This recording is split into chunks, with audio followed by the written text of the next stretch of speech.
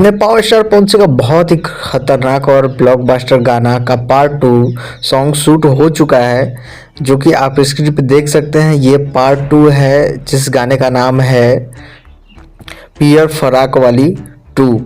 ये जो गाना है इसको पावर स्टार पवन सिंह गाए हैं और आप सभी के बीच में इस लगन में बहुत ही जल्द आप सभी के बीच में आने वाला है, यानी कि एक हफ्ता के अंदर इस गाने को रिलीज कर दिया जाएगा। बहुत ही खूबसूरत और बवाल गाने का शूटिंग हुआ है। ये शूट से ये तस्वीर निकल के आया है जिसको प्रियांशु सिंह ने शेयर किया है और उन्होंने बोला है ये बहुत ही ब्लास्ट सॉन्ग होने वाला है। और आप सबको बता दें कि वेब म्यूजिक भोजपुरी चैनल से बहुत ही बवाल सॉन्ग 1 से 2 दिन में रिलीज किया जाने वाला है। वेट कीजिए, जैसे ही गाने का अपडेट आता है आप सभी को मिलेगा। तब तक के लिए इतना ही, मिलते हैं किसी और नए अपडेट के साथ। तब तक के लिए बाय, जय हिंद, जय भोजपुरी।